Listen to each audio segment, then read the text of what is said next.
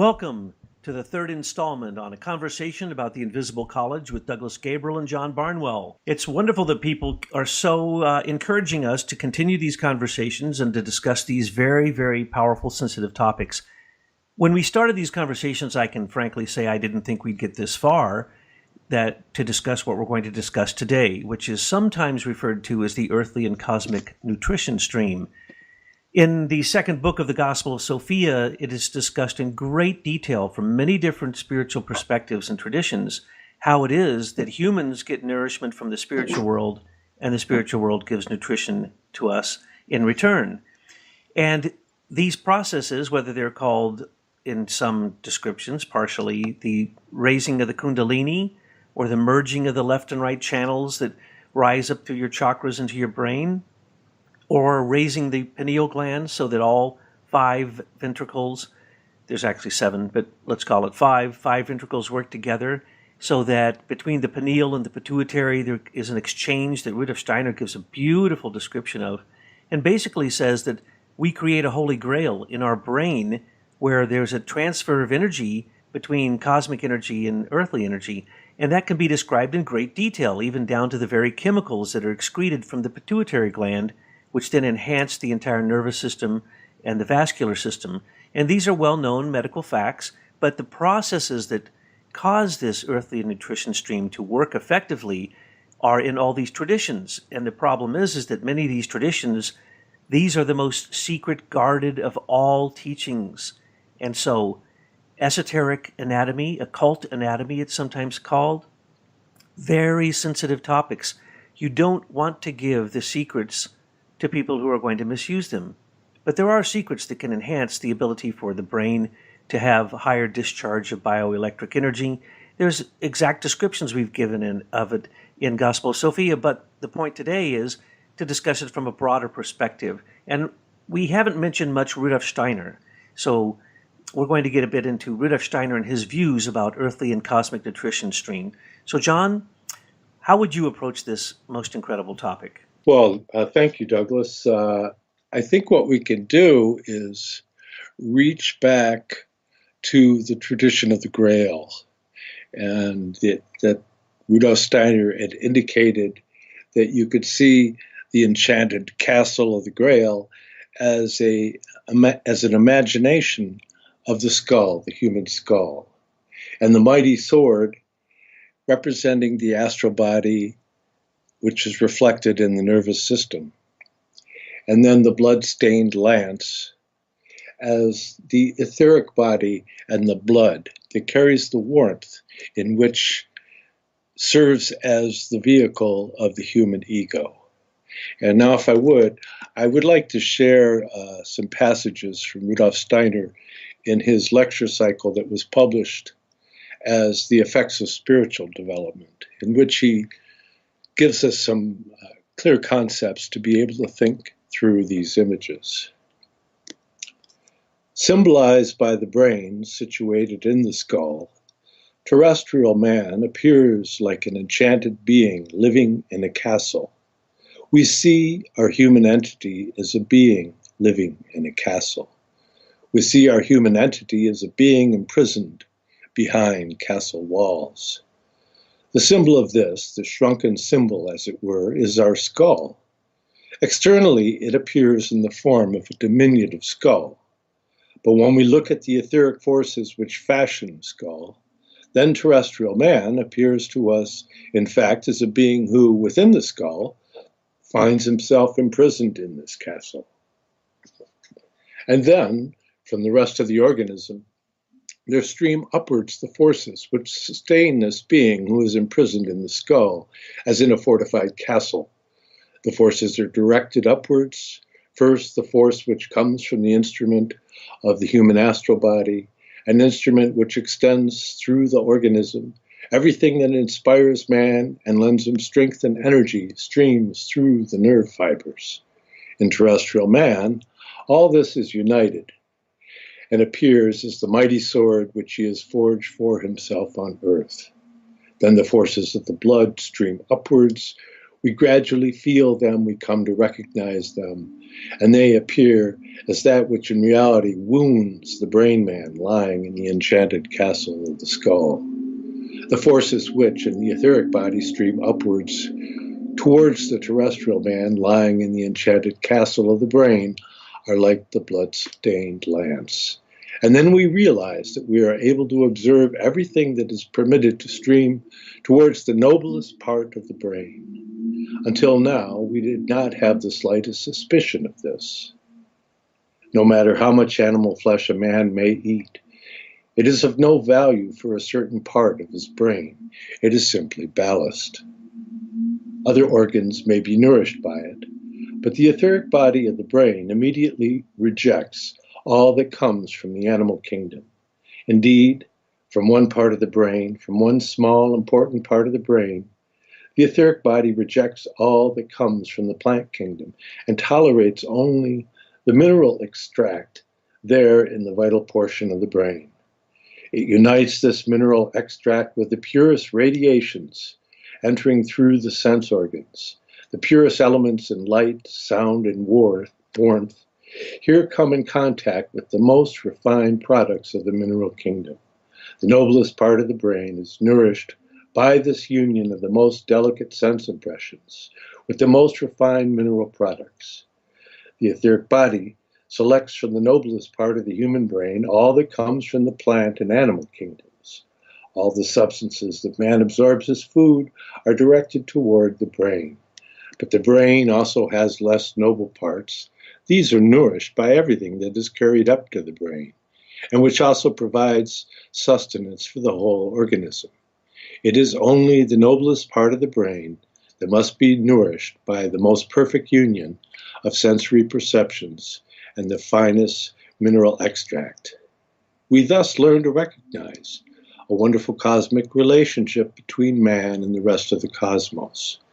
We here perceive, as it were, a region where we are shown how human thought, through the instrument of the nervous system in the service of the astral body, forges the sword which lends man strength on earth. There we become acquainted with all that is mingled with the blood, and which to a certain extent contributes to the death of all that is most noble in the brain. And this noblest element in the brain is continually sustained by the union of the most delicate sense perceptions with the purest products of the mineral kingdom. And then, during sleep, when thought is not using the brain, there streams toward the brain the products which have been formed in the lower organs of man from the plant and animal kingdoms. You can't beat Rudolf Steiner. And that is a fantastic selection to choose. Matter of fact, I had forgotten about that one altogether.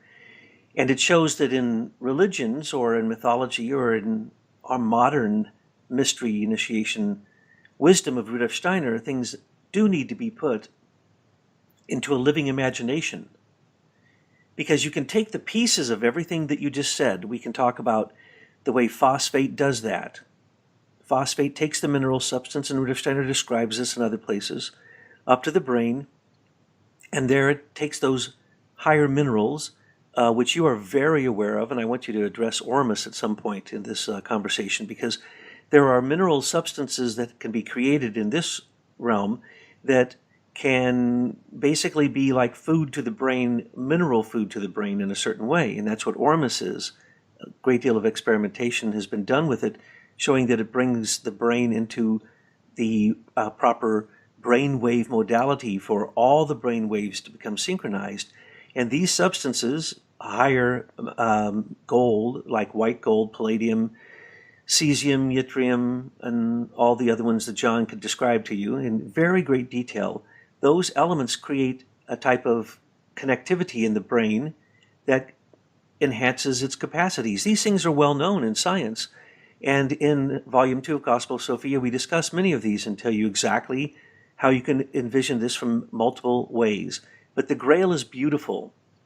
In another description, Rudolf Steiner says that the Grail can be imagined as the working together of in the fourth ventricle of the brain, the corpus quadragemini, and on top of which is a cube that's been divided into 8 parts.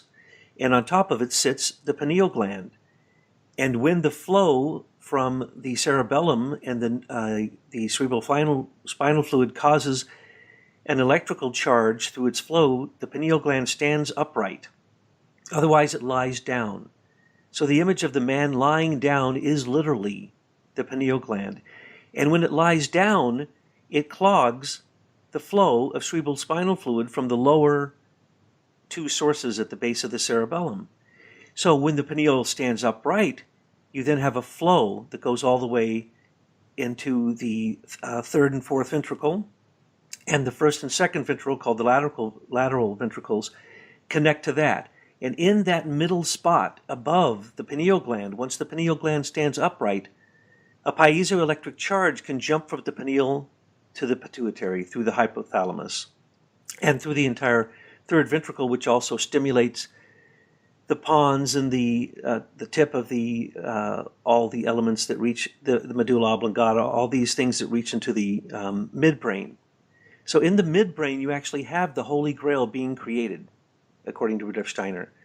And John, that description is just so powerful because it shows not only a true imagination, an imagistic way towards looking at that, but it also points to absolute spiritual scientific fact, which is substantiated by science, but because science doesn't have a cosmology, it can't understand it.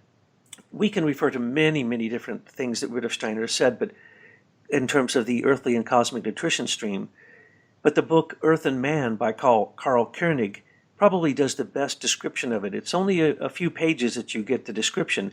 Rudolf Steiner describes this exact physical transformation of substance as a Holy Grail is like a Eucharist service, where the physical is turned into the spiritual, transcendentally. This substance is changed in what he calls the etherization of the blood.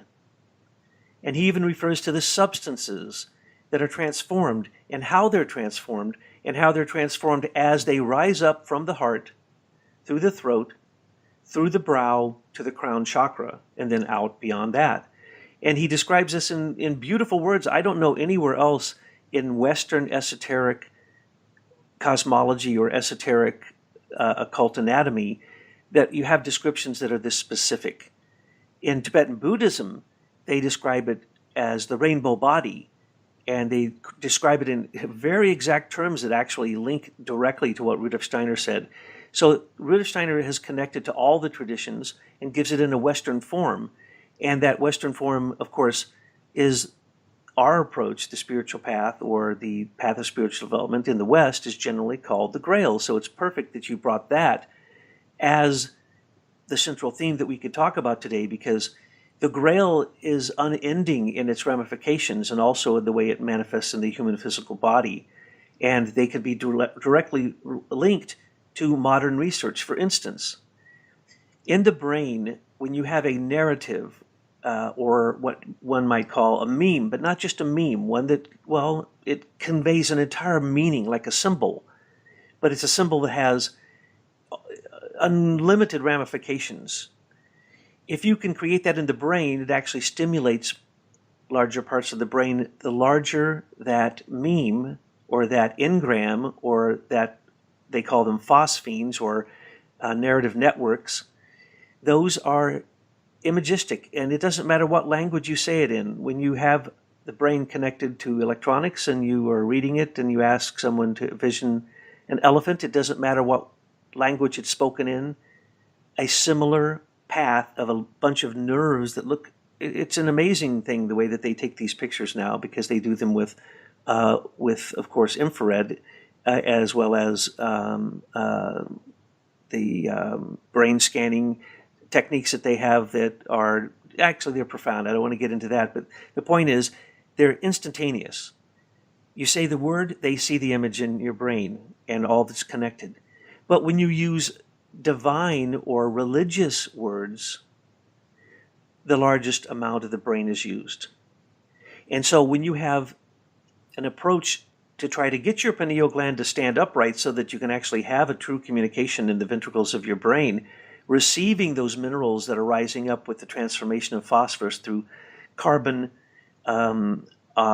oxygen, nitrogen, and hydrogen, They rise up and they go through the chakras. And this is well known in different traditions, but to bring it into a Western perspective is extremely unusual, if not, extremely unique and unusual, because these are usually secrets that people don't talk about. So we have brought these forward in the Gospel of Sophia because we're letting people know, when you go into the invisible college, there are spiritual beings that will come to meet you there and help you. So the masters and the angels, the guardian angels, the Mahatmas, the Arahats, whatever name you want to give to them, it doesn't matter. Angels is a general thing for the Western world, but if you go into the invisible college, the angels instruct you there. But if you don't bring them something through the earthly to the cosmic nutrition, then you don't get any cosmic nutrition. And this is the element of morality. If you don't have the fire in the heart to start the transformation with carbon, you can't change elements. And that's what we're doing. We are transforming elements for the future. And hydrogen is the substance, along with phosphorus or phosphates, and that actually keep rising up, just like this sword. But the sword has to also be impregnated with iron and other substances as it goes through the chakras that are above the heart. So the cosmic and earthly nutrition stream, as far as I know, is only described in a Western tradition through Rudolf Steiner and his students. Excellent. Yes. Well, one way in which we can look at it that is easy to understand, perhaps, for an aspirant towards these goals, you can see that the warmth of speech that Rudolf Steiner elsewhere says that the sword is the word, and just as the word was made flesh, so in this lies a deep mystery, in that through the warmth of speech, we bathe the higher centers of the head. So it's can be captured in understanding with the saying of Jesus when he says, "Whenever two or more are gathered, I am in the midst of them." And so it's this whole mission of love that is the central mystery of Christianity. As it says in the Gospel of John, God is love.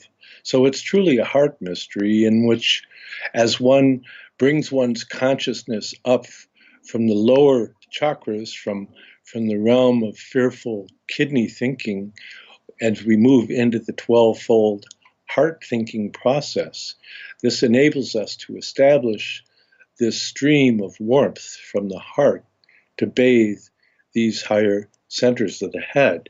Now, I'll continue with more content from Rudolf Steiner regarding this mystery.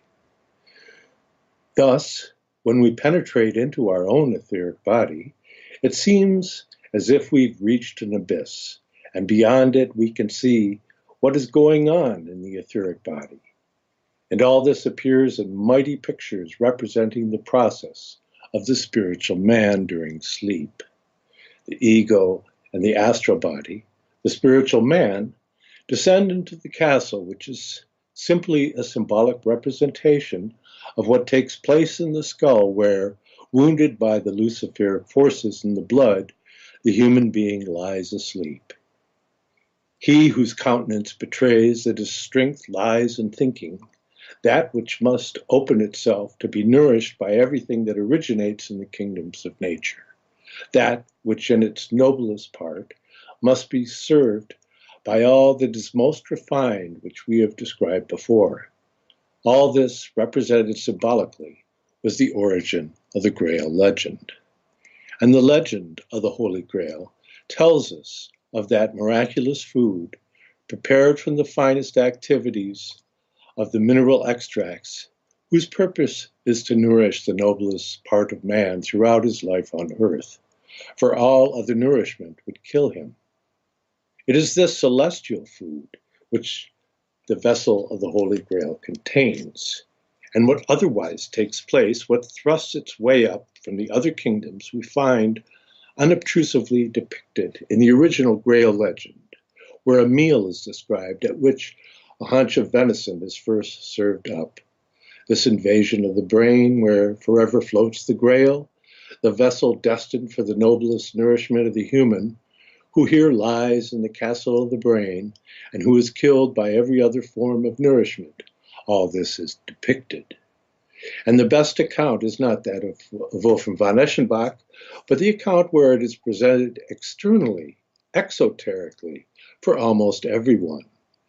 When his attention is drawn to it, he can recognize that the legend of the Grail is an occult experience which everyone can experience every evening. The best account, despite a certain profanation, is that of Chrétien de Troyes. And although he has given many indications of what we wish to convey, he has presented it in an exoteric form. For he refers to his teacher and friend who lived in Alsace and who supplied him with the esoteric teaching to which he gave an exoteric form. This took place in the epoch when it had become necessary to do this. On account of the transition which I've spoken of in my book, The Spiritual Guidance of Man. It was shortly before this period of transition that the Grail legend appeared in exoteric form in the year 1180. So we see there a very, very profound image of the sacred nature, and think back to the first time that Christ offered up the bread and wine. And he said, "Do this in memory of me." And what is this bread and wine? It's this sacred nourishment. And that we have to, somewhere in our daily lives, maintain a form of connection to these spiritual processes. And the way in which we can maintain this is by always keeping in the context that we are connected with others. For it's through this connection that allows us to be able to bring about this warmth of speech as a form of communion with others. And in doing that, we can participate in the development of the spiritualizing process of bringing the warmth of the heart to bathe the chambers of the brain. That's absolutely beautiful. And myself, as kind of a scientific approach to that, in the first quote that you gave of Rudolf Steiner's, he described how you rise up with warmth, light, and sound up to that man that is lying there asleep, and the sword is coming up to wound him, to wake him up, really. And that would be the fourth of the ethers. And we spoke before about the way, well, Rudolf Steiner says that in the head, of course, in the first description, the head is like a temple. It's like the Grail temple. He also says that the head is a replica of the starry cosmos, so that it is a perfect image of the universe, as it were, or all that we know as the universe. And there it is inside of our head that we live, but we need to rise up and not be asleep. So this warmth that you speak of is the donation of the first of the three pillars, and then we're in the fourth pillar now, and there's three pillars to go, or as you described it last time, as this, and the first talk that we gave on the Invisible College, as the seven mysteries. We're in the fourth mystery of birth and death. And these steps that we go through are described there as warmth, light, and sound. And what is the abyss that he describes? What is that abyss? That abyss is when you can look through and actually see the working forces of the etheric world, which manifest generally. There are seven ethers, but we usually only speak of four of them. So those four ethers, warmth, light, sound, and life, the life represents the ego, as you have described in the second selection by Rudolf Steiner that you read. So it's a beautiful description that just has endless wealth in it. And that's the beauty of it. Once you understand the true ramifications of a symbol or a process or a true neural network, and you add the divine to it, it becomes bigger all the time, and you use your entire brain instead of just the small fraction we usually use to think about sense material earthbound thought instead of the type of thinking that John has referred to. So the ethers, very hard to understand the ethers. The tattvas, they're called in the East, and they're called the magical elements in Greek times and in magic. And you can do nothing in magic without the four elements, but those four elements are animated by the four ethers. So warmth ether, of course, is fire. Light ether, because light works through air, is air. Sound ether, of course, sound works best in water and in fluids. So even the air around us is a type of fluid. So that is sound. And life itself is where ego, the I am, the individual consciousness that is individualized and separate than the world, that is oftentimes referred to as the earth. So fire, air, water, earth. What is the earth? The minerals that we're describing. The ego substance. Rudolf Steiner makes a bizarre, you'd call it a prophecy, but it's not really. It's in connection with his cosmology, which begins at the beginning of time and goes to the end of time, and even before and after that. He describes that the ego, which is the whole intent of all of creation, actually gets its substance of nourishment from the mineral realm, what we would call earth or life ether. So it makes perfectly good sense that all of these things in the image that he gives are so profound that when you say the being rises up from the heart like a sword at the tip, which has the blood, which represents the etherization of the blood, and how it rises up through the chakras into the Grail Castle, this is profound imagery that is absolutely in alignment with the true mysteries of spiritual development. So Rudolf Steiner gives many of these descriptions, and each one of them is just equally as profound, especially when he's giving descriptions of the Holy Grail. But this etherization process, he is probably, we'd have to call him the prophet of the etheric. You'd have to call him truly the greatest theorist concerning the ethers. And nowadays, science is based on the ethers. They admit the luminiferous ether. They can't use Einstein without that. There has to be a substance through which light moves, whether you wish to believe that, like Einstein, that you can measure its motion or not. It doesn't matter. The luminiferous ether is a prerequisite for all Einsteinian. Quantum theory is, of course, based upon multiple ethers. Sometimes they'll say 4 or 5 or 12 or 7, and then it starts to spread out to all the etherons, or they have all these different names. It all is based on the ether. So when you go to the spiritual traditions and you study the ethers, it is an amazing mystery, and they will actually give you warnings. Be careful. In Rama Prasad's book, it gives you a warning, that you shouldn't do these things, and because they're so powerful. They are powerful forces of healing, but they're also, if misused, powerful forces that can harm you. So as you understand the ethers, you need to also have the morality, which creates the pictures, the sound, not just the picture of light, but then also the sound, the speech, as John referred to, the word. But the word comes in with the life ether. That is the total forming of the true ego of the human being, which is based upon, of course, the archetypal ether body of Jesus of Nazareth, who absorbed the body of Christ for 3 years during the last 3 years of his ministry, overcame death, and in fact did other astoundingly miraculous things at the turning point of time, according to Rudolf Steiner. So we need to study the ethers. There's a tremendous element of necessity in the anthroposophical movement to understand the ethers, because if you understand the ethers, you understand medicine, education, agriculture, architecture. You understand everything. But it's as simple as the 4 elements.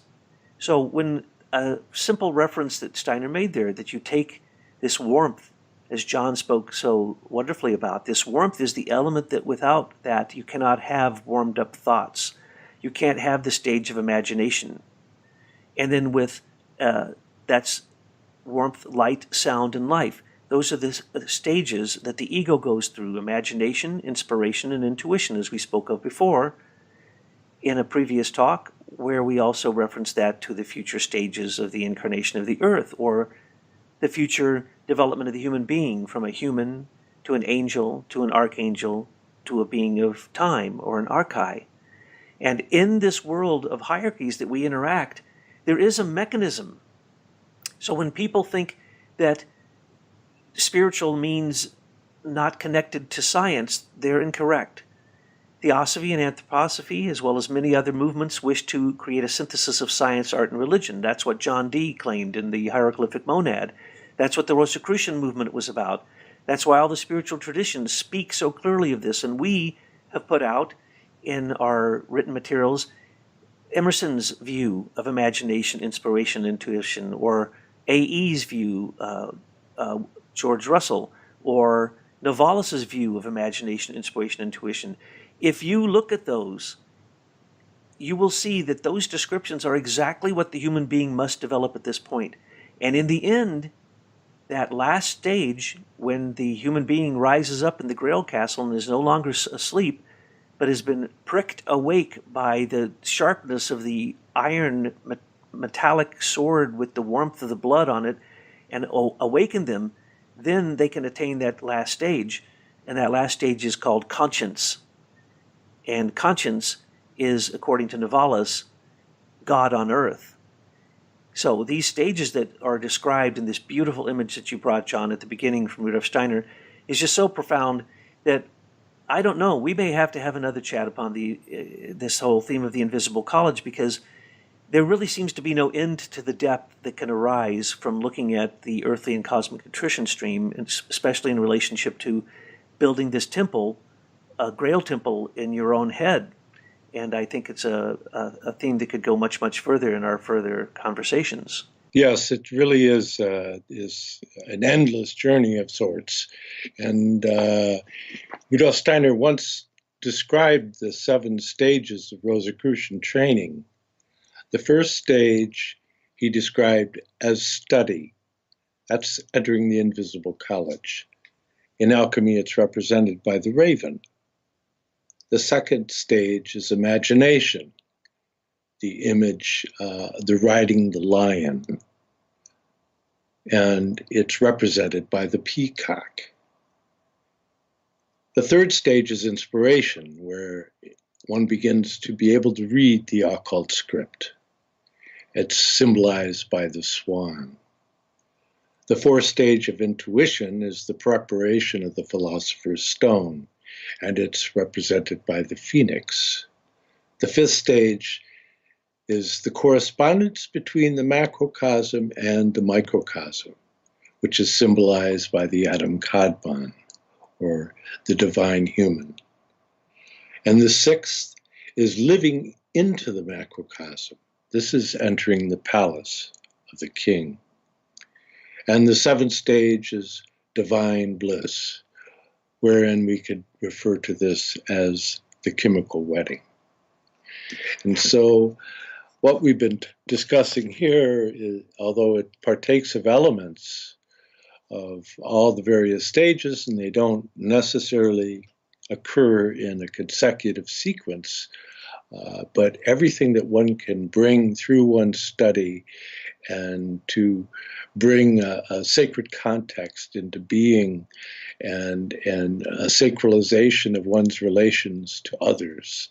One way of doing this as a wandering Christian is try to recall, this is something Ernford Pfeiffer used to do.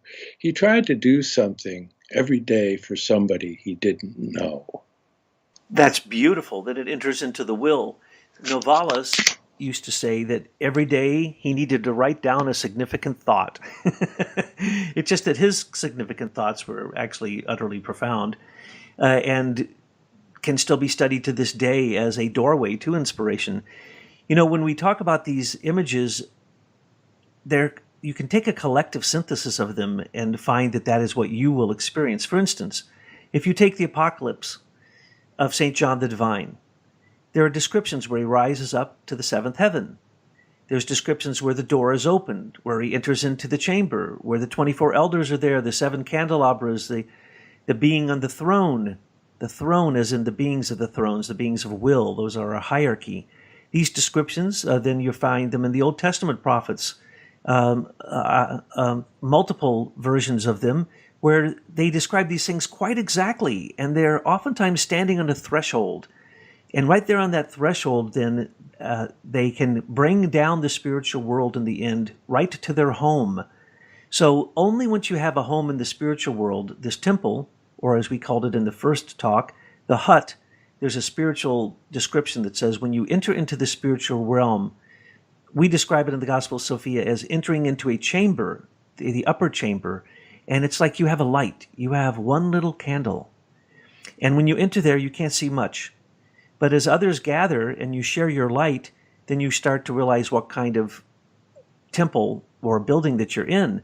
So the invisible college is actually only revealed to you by your own effort, as we've described. This is a reciprocal relationship. And the same thing with whether it's St. John the Divine or Isaiah or Jeremiah, any of the great prophets, anyone who says that they've seen the spiritual world will give a similar description, but in the symbology of their own religion, in the images of what they are used to as describing the archetypes. They're really describing archetypal beings, but those archetypal beings manifest in different ways. But one thing's for sure, it becomes a social process. When you meet one angel, that angel eventually, when you're ready, will introduce you to other angels, and they'll introduce you to archangels. And it's a social process. When we as human beings don't have to sleep any longer, ask yourself the question, why is it that we spend 1/3 of our lives asleep? And then when you think about what Rudolf Steiner has told us, some of the greatest mysteries are such things as the following. Rudolf Steiner says that an initiate does not sleep at night for knowing of the suffering of the world. And an initiate brings the dreaming life into the daytime and the awake life into the nighttime.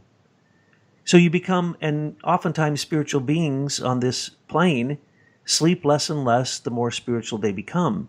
Because when you can be awake 24/7, and when your thoughts can feed the spiritual world and they can instantaneously feed you back instead of having to go into sleep, as Rudolf Steiner describes in that second description, that we only get this nourishment when we somewhat surrender ourselves to be a spiritual being and no longer awake in the physical world, then we get this nourishment.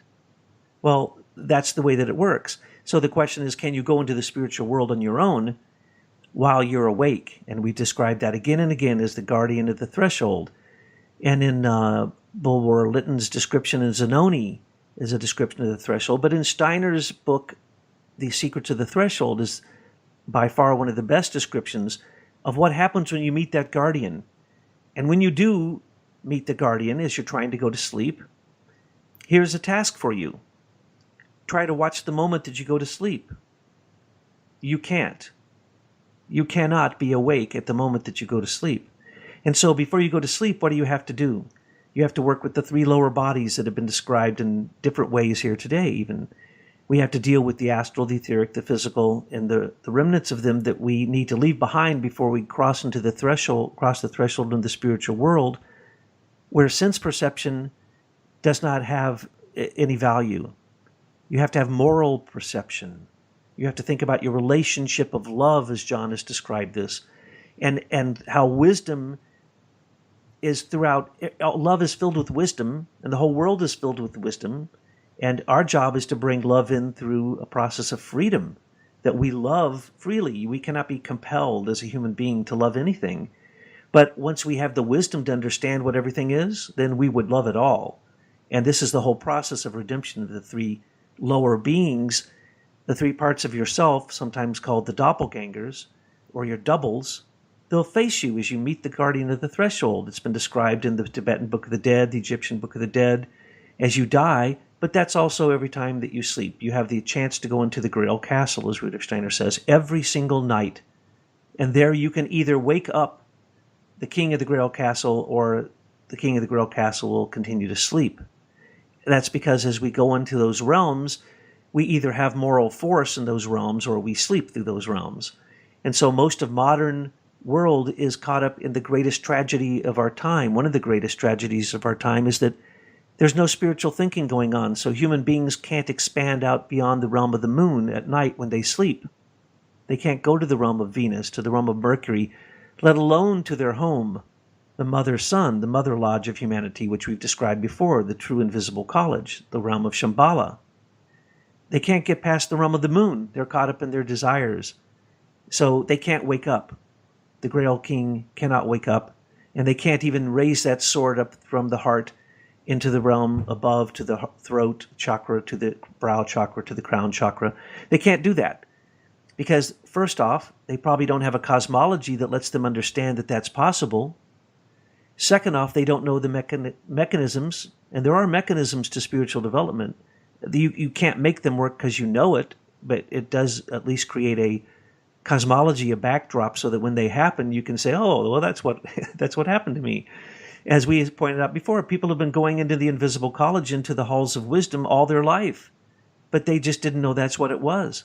Once they become conscious of that, they can hopefully even ask questions and interact and have a dialogue and receive nourishment through the earthly and cosmic nutrition stream.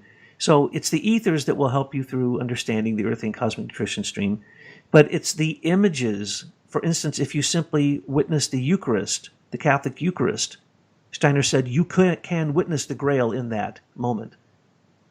Not because necessarily the priest is holy or the anything is whatever. It's just because you yourself, it reminds you of your own inner personal initiation that happens every night when you sleep.